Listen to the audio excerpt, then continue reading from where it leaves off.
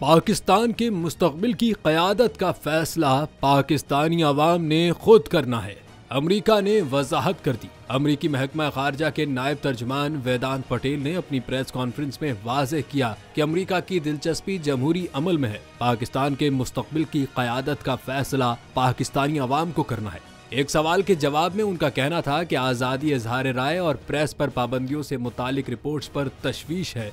इज़हार राय की बंदिश पाकिस्तानी हुकूमत की अपनी ही पॉलिसी के खिलाफ है।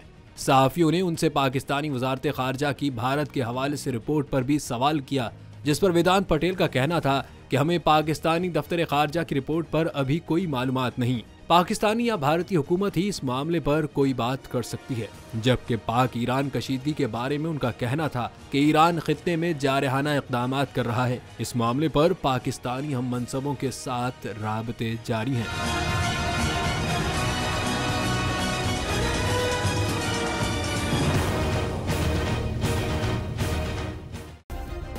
सब्सक्राइब करें और बेल दबाएं ताकि कोई खबर रह न जाए।